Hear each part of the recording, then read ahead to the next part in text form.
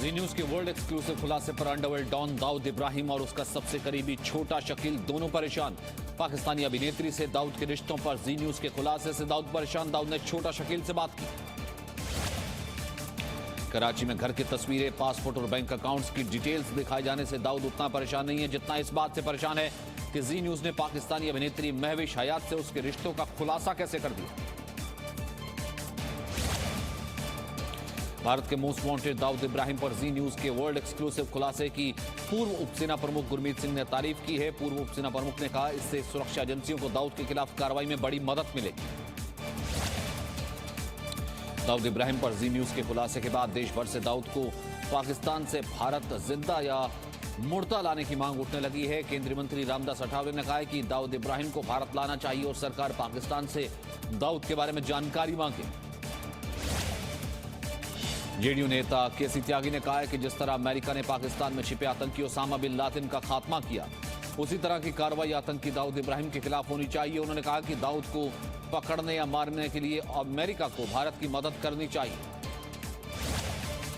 सुशांत मौत मामले में आज तीसरी बार सीबीआई की टीम कूपर अस्पताल पहुंची है। कूपर अस्पताल में ही सुशांत सिंह राजपूत का पोस्टमार्टम किया गया था। रिया चक्रवर्ती के कूपर अस्पताल की मॉर्चरी में जाने पर महाराष्ट्र मानवाधिकार आयोग ने नोटिस जारी किया है। कूपर अस्पताल और डीसीपी अभिषेक त्रिमुखे को नोटिस दिया गया। आयोग ने कहा है कि किस नियम के तहत रिया को मॉर्चरी के अंदर जाने दिया गया। सुशांत सिंह राजपूत केस में नया मोड़ आया है। ड्रग एंगल से हुई मौत के आरोपों की जांच नारकोटिक्स कंट्रोल ब्यूरो करेगा। एनसीबी ने मंजूरी दी है। एनसीबी के सूत्रों के मुताबिक ईडी ने रिया चक्रवर्ती के कुछ व्हाट्सएप चैट सीबीआई और नारकोटिक्स कंट्रोल ब्यूरो को सौंपे हैं, जिसमें ड्रग्स और नशीली दवाओं को लेकर के बातचीत है। रिया चक्रवर्ती के व्हाट्सएप चैट से ड्रग्स की साजिश होने का शक है। सीबीआई की टीम ईडी के साथ मिलकर रिया के फोन का डेटा विश्लेषण कर रही है। ईडी के पूछताछ के दौरान रिया चक्रवर्ती और उनके परिवार के फोन और लैपटॉप जब्त किए गए थे। इससे पहले सुब्रमण्यम स्वामी ने दावा किया था कि सुशांत ने मौत से पहले दुबई की किसी ड्रग डीलर से मुलाकात की थी।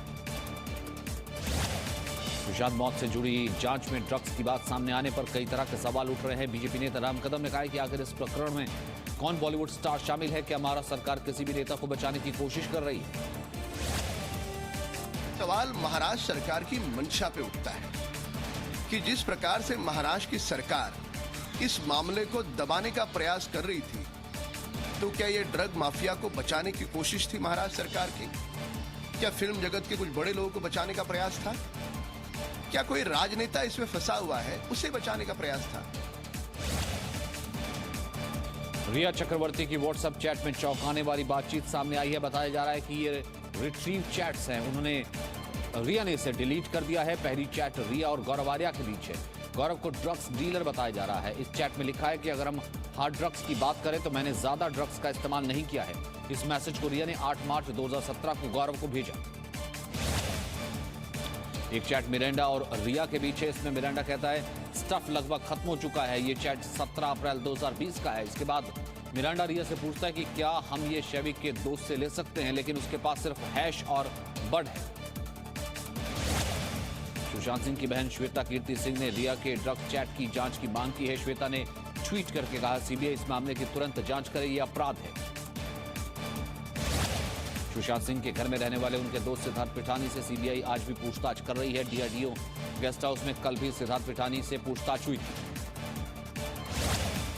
भारतीय सेना ने लद्दाख में कंधे पर रखकर दागी जाने वाली मिसाइलें तैनात की हैं। सूत्रों के मुताबिक लद्दाख के कई संवेदनशील इलाकों में मिसाइलें तैनात की गई हैं। एयर डिफेंस मिसाइलों से लैस जवानों की तैनाती भी की गई है।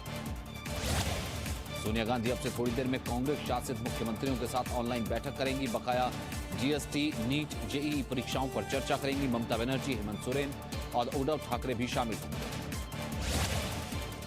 लोकसभा अध्यक्ष ओम बिरला ने सभी संसदीय समिति के अध्यक्षों को चिट्ठी लिखी है। स्पीकर के निर्देश में नियम 55 का हवाला दिया गया है, जिसके तहत संसदीय समितियों की कार्रवाई गोपनीय रहनी चाहिए। संसद में रखे जाने से पहले सदस्यों को कार्रवाई के बारे में मीडिया को नहीं बताना चाहिए। संसद का मानसून सत्र 14 सितंबर से शुरू हो सकता है। सूत्रों के अनुसार संसदीय मामलों की कैबिनेट समिति ने सिफारिश की है कि 14 सितंबर से 1 अक्टूबर तक मानसून सत्र चलाया जाए। संसद की कार्रवाई बिना किसी छुट्टी के रोजाना चलेगी। एक सदन की कार्रवाई सुबह की पारी में चलेगी तो दूसरी शाम की पारी में होगी। कानपुर में 5 लड़कियों के साथ कथित लव जिहाद का मामला सामने आया है। शादी के बाद जबरन धर्म परिवर्तन करवाने के भी आरोप लगे हैं। परिवारों की शिकायत के बाद एसआईटी जांच के आदेश दे दिए गए। दिल्ली के विजय चौक से पुलिस ने एक संदिग्ध को पकड़ा है। युवक संसद भवन के आसपास घूम रहा था। संदिग्ध युवक के पास से एक पेपर बरामद हुआ है जिस पर कोड वर्ड में कुछ लिखा हुआ है। 24 घंटे में देश में कोरोना संक्रमण के 67,151 नए केस आए हैं। 1059 लोगों की मौत हुई है। देश में 32 लाख के पार कोरोना संक्रमण के केस पहुंच गए हैं। दिल्ली में 24 घंटे में कोरोना संक्रमण के 1544 नए केस सामने आए हैं। 17 लोगों की मौत हुई है। दिल्ली में अब तक 1,64,071 लोग कोरोना वायरस से संक्रमित हो चुके हैं। दिल्ली में ठीक होने वाले मरीजों का रिकवरी रेट 90% से ज्यादा है। दिल्ली में कोरोना के केस बढ़ने पर मुख्यमंत्री अरविंद केजरीवाल ने आज अधिकारियों के साथ बैठक की। केजरीवाल ने कहा 17 अगस्त को कोरोना के केस बढ़े हैं। 1.5 महीने से दिल्ली में कोरोना के हालात नियंत्रण में थे। कोरोना से लड़ाई पे काबू पाया, कोरोना पे नियंत्रण पाया, उसका एक बहुत बड़ा वो था कि टेस्ट्स की संख्या उस वक्त बहुत बढ़ा दी थी। अब हम इसको डबल करने जा रहे हैं। आज की डेट में टेस्ट्स लगभग 20,000 टेस्ट पर डे होते हैं।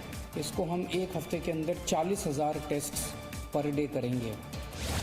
कल दिल्ली में 1544 नए इन्फेक्शन के केस आए थे कोरोना के, जिसमें 1155 लोग रिकवर हुए और 17 डेथ हुई थी। कल के मिलाकर लगभग 1,64,071 लोग पॉजिटिव अभी तक कोरोना से हो चुके हैं। महाराष्ट्र में पिछले 24 घंटों के दौरान कोरोना के 10,425 नए केस सामने आए हैं। महाराष्ट्र में कोरोना के मरीजों की संख्या बढ़कर अब 7,03,823 हो गई है। महाराष्ट्र में अब तक 5,14,790 लोग ठीक भी हो चुके हैं। मुंबई में पिछले 24 घंटे में कोरोना के 587 नए केस सामने आए हैं। पिछले 24 घंटे के दौरान मुंबई में कोरोना से 35 मौतें हुई हैं। मुंबई में कोरोना से अब तक 7,477 मौतें हो चुकी हैं। आईसीएमआर के मुताबिक सीरम इंस्टीट्यूट की कोरोना वैक्सीन का ट्रायल तीसरे चरण में है, जबकि ऑक्सफोर्ड यूनिवर्सिटी द्वारा बनाए जा रहे कोरोना वैक्सीन को लेकर आज दूसरे फेज का ट्रायल 14 जगहों पर किया जाएगा। अगर ये ट्रायल कामयाब रहा तो भारत में सितंबर के अंत तक कोरोना वैक्सीन आने की संभावना है। केरल की कोझिकोड और तिरुवनंतपुरम में कांग्रेस कार्यकर्ताओं ने विरोध प्रदर्शन किया। तिरुवनंतपुरम में सचिवालय में लगी आग को कांग्रेस और बीजेपी साजिश बता रहे हैं। विपक्षी पार्टियों का आरोप है कि गोल्ड स्मगलिंग मामले से जुड़ी अहम फाइलें और सबूत मिटाने के लिए आग लगाई गई। बीजेपी कार्यकर्ताओं ने तिरुवनंतपुरम में केरल सरकार के खिलाफ प्रदर्शन किया। गोल्ड स्मगलिंग मामले को लेकर के नारेबाजी की। पुलिस ने प्रदर्शनकारियों पर वाटर कैनन का इस्तेमाल किया। नीट और जेईई की परीक्षाएं टालने को लेकर पश्चिम बंगाल की मुख्यमंत्री ममता बनर्जी ने प्रधानमंत्री मोदी को फिर चिट्ठी लिखी है और मामले में हस्तक्षेप करने के लिए कहा है। एआईएमआईएम अध्यक्ष असदुद्दीन ओवैसी ने भी कहा है कि कोरोना संकट के कारण परीक्षा की तारीख आगे बढ़ाई जाए। मायावती ने कहा जरूरी प्रोटोकॉल के साथ परीक्षा ली जाए। नीट और जेईई मेन परीक्षाएं नहीं टलेंगी। नेशनल टेस्टिंग एजेंसी ने सितंबर में होने वाली परीक्षाओं से संबंधित दिशा निर्देश जारी किए हैं। एनटीए ने कहा है कि तय तारीख पर ही परीक्षाएं होंगी। हर उम्मीदवार के एडमिट कार्ड पर सोशल डिस्टेंसिंग के लिए दिशा निर्देश दिए गए हैं।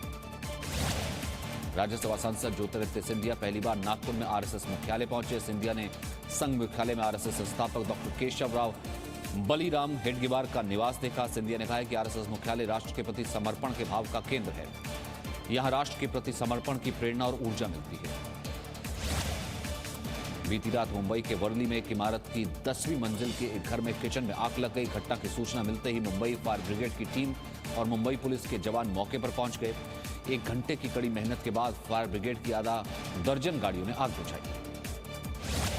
मध्य प्रदेश के देवास में मंगलवार शाम 2 मंजिला मकान ढह गया।